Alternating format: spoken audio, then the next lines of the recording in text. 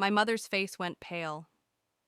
3 years ago, Margaret continued, Wittoria Estate was scheduled for demolition.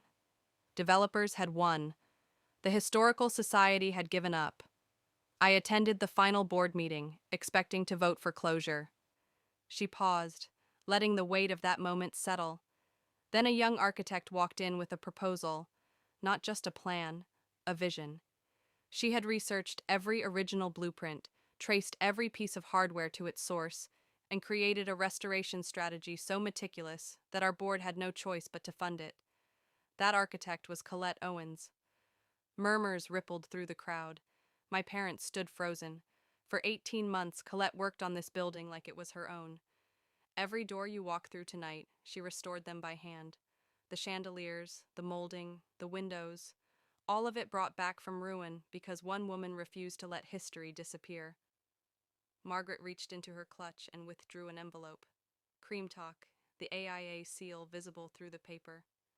Tonight she was nominated for our profession's highest honor, and I had hoped to present this letter to her in person, but I've been told she's not well. Margaret looked directly at my mother, which is strange because I spoke with her yesterday, and she sounded perfectly fine. The silence that followed was absolute.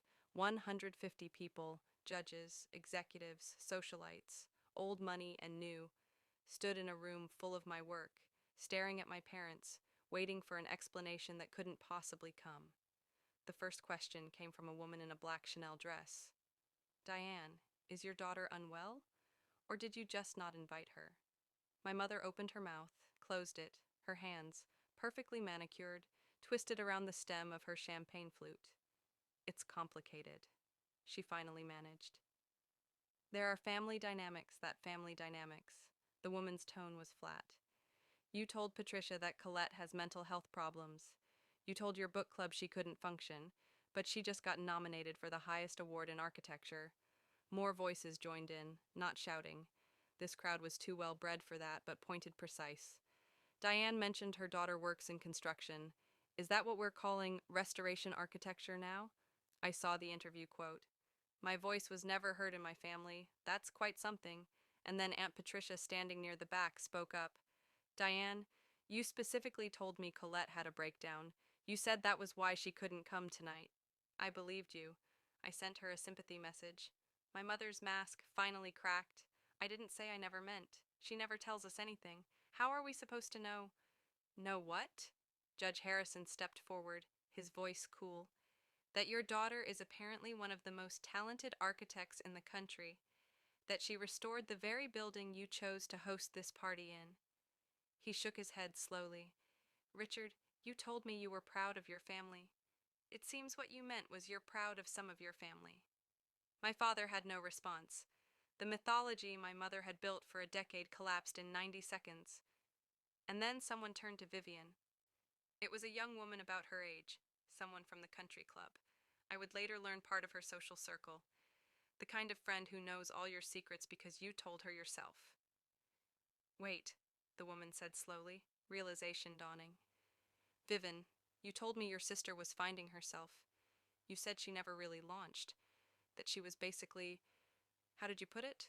The family embarrassment. Vivian's perfectly composed face went rigid. That's not...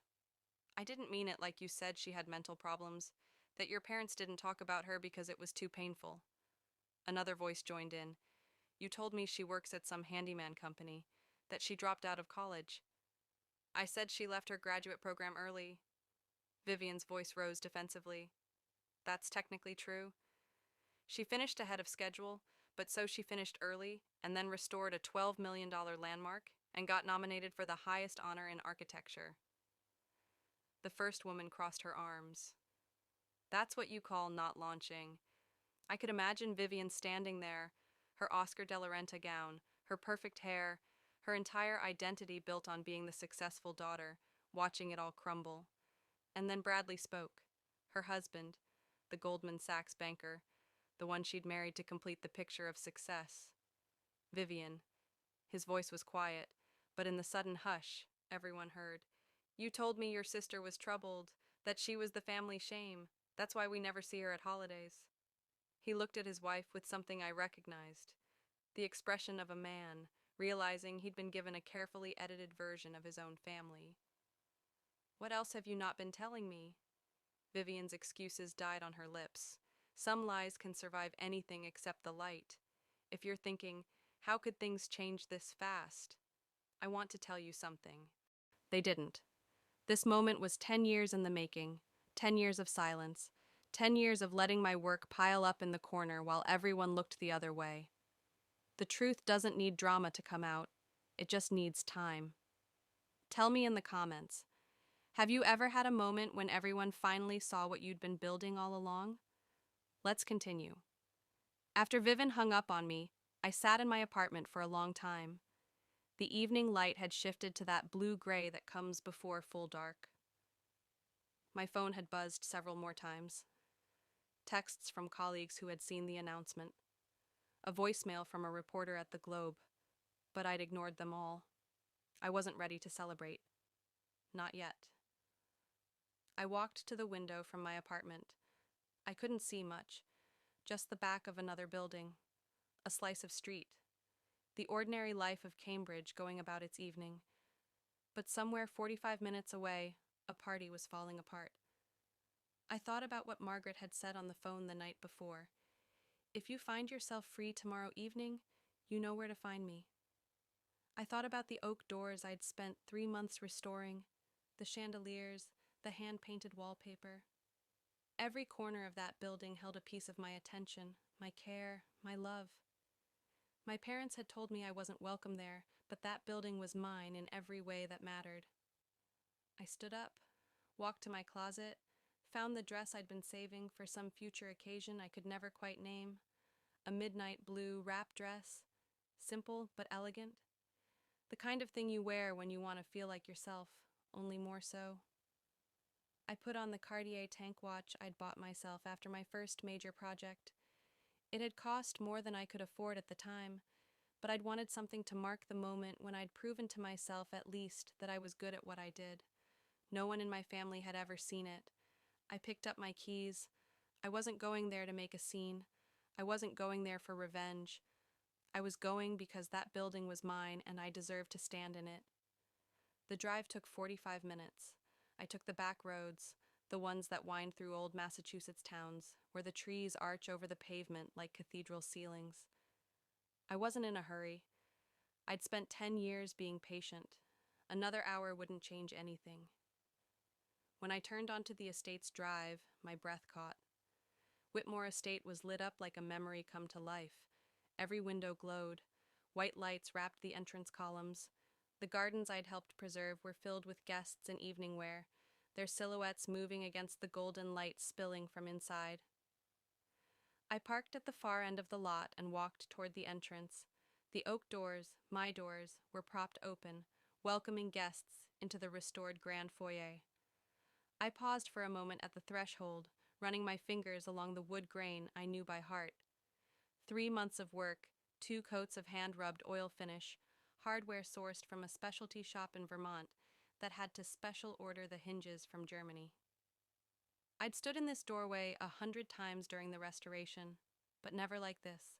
Never in a dress, never with my heart pounding, never walking toward the family that had told me to stay away. I stepped inside.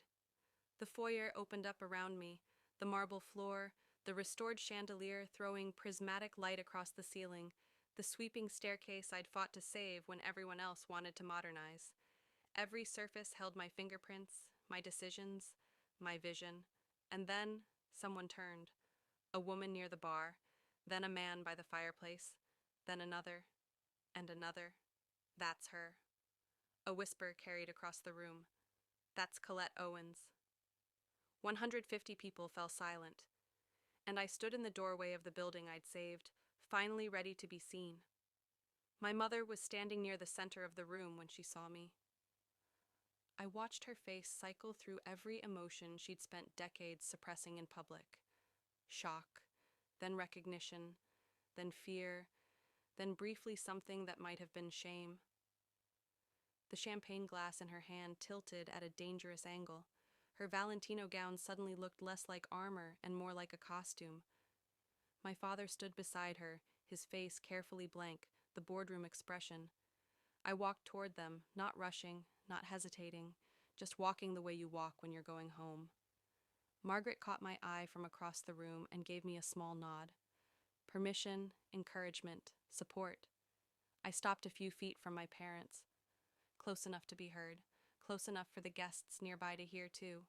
Mom, Dad. My voice was steady, quieter than I expected.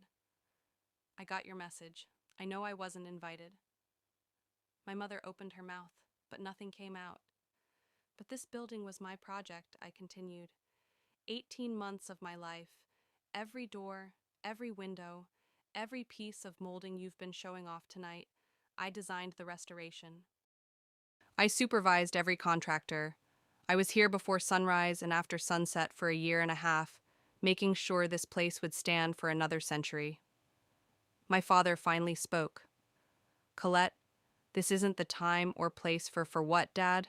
For existing, for being good at something. I wasn't angry, that's the strange part. I'd expected to feel angry, I'd earned the right to it. But standing there in that room, I just felt clear. I'm not here to ruin your party, I said. I'm here because this place matters to me, even if I don't seem to matter to you. The silence that followed was the loudest thing I'd ever heard. My mother recovered first. She always does. Colette, sweetie. The endearment sounded foreign in her mouth. Sticky, unpracticed. Of course, we wanted you here. We just thought you'd be more comfortable at home. You know how overwhelming these events can be. Overwhelming? I repeated the word slowly, letting its hollowest echo. You told Aunt Patricia I had mental health issues. You told your book club I couldn't function. You told people I work in construction. A few gasps from the surrounding guests. Someone's phone was definitely recording. I could see the subtle angle of a screen, but I didn't care. My father stepped forward, his voice dropping to that low register he uses when he's trying to establish control. This isn't the time or place for family drama, Colette. You're embarrassing yourself. No, Dad. I held his gaze. I'm embarrassing you. There's a difference. Vivian appeared at my mother's side, her face flushed with anger and champagne. You always have to make everything about yourself, don't you? This is Mom and Dad's anniversary, their night, and you just had to show up. And I didn't make the AIA announce tonight, I said calmly. I didn't make Architectural Digest publish tonight. I didn't even know about this party until 3 weeks ago when you all told me not to come. Judge Harrison's voice cut through from somewhere to my left. Actually, I think the drama started when you invited guests to a building your own daughter restored, and then told everyone she was too mentally unwell to attend. My mother's face crumpled for just a second, just long enough for everyone to see. I never said, she was stammering now. The polished socialite gone, replaced by someone who had finally run out of narratives. But I was done listening to her explanations. Margaret Caldwell stepped forward. She moved through the crowd with the quiet authority of someone who has spent her entire career protecting things that matter. When she reached my side, she placed a hand briefly on my shoulder, a gesture so simple it almost broke me. Since Colette is here, Margaret announced, her voice carrying to every corner of the room, I'd like to share something I had planned to announce regardless of tonight's developments. The room went still. The National Trust for Historic Preservation has approved a new grant in the amount of $500,000 for the restoration of the Governor's Mansion in Boston. It's one of the most significant preservation projects we've undertaken in a decade. She paused, letting the number sink in, and we have selected Colette Owens to lead the project. For a moment, no one moved. Then applause began, scattered at first, then building, rolling through the room like a wave. Real applause from people who had no stake in my family's dysfunction, who simply recognized excellence when they heard about it. Margaret reached into her clutch and withdrew the envelope. The official grant letter, the National Trust seal, embossed in gold. This is yours, she said, pressing it into my hands. You've earned this, not because of who your family is, but in spite of how they've treated you. I looked down at the envelope, felt its weight, understood what it meant. Not just the money, not just the project, but the validation, the proof, documented and official, that I was who I'd always believed myself to be. Behind me, I could feel my parents' eyes, my mother's silence, my father's rigid posture, Vivian's barely contained fury. But for the first time in my life, their opinions didn't matter. The room was applauding, and they were applauding for me. What happened next was almost too perfect. While I stood holding the grant letter, still processing what had just occurred, the guests began to approach. Not my parents, not Vivian, but me. Business cards appeared. Congratulations were offered. Real, genuine interest from people who had spent the evening thinking they were at a simple anniversary party and now found themselves witnessing something far more interesting. My mother stood alone by the fireplace. The women from her book club, the same ones who had sent her sympathy messages about her troubled daughter, were now carefully avoiding eye contact. I watched one of them whisper to another, both glancing at my mother, with expressions that had shifted from deference to something closer to pity, or maybe judgment. My father attempted to salvage what he could. I saw him approach Judge Harrison, hand extended for a shake that didn't come.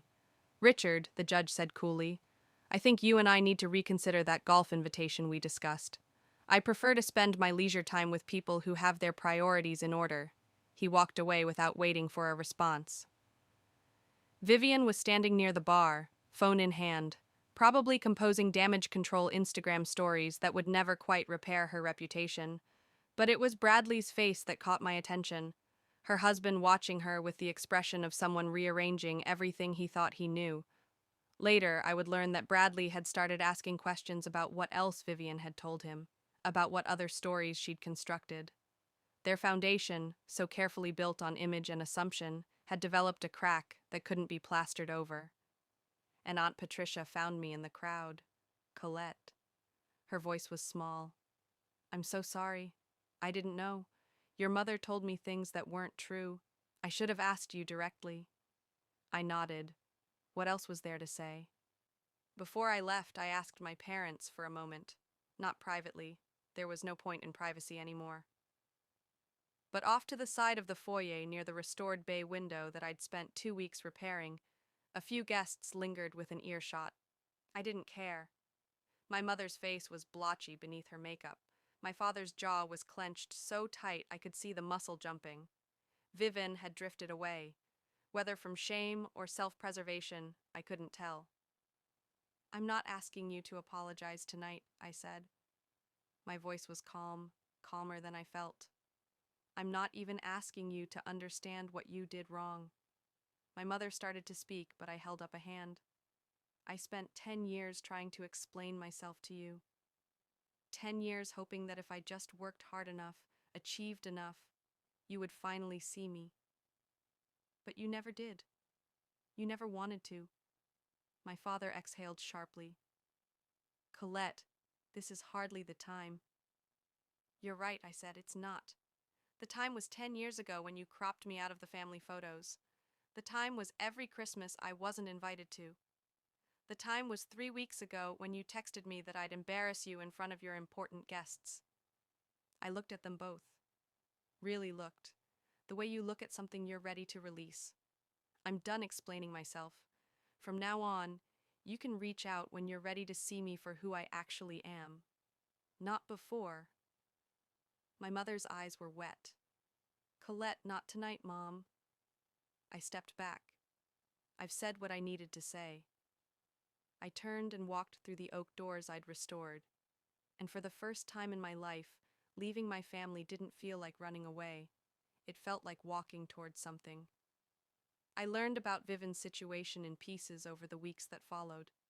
Aunt Patricia became my unexpected source of information.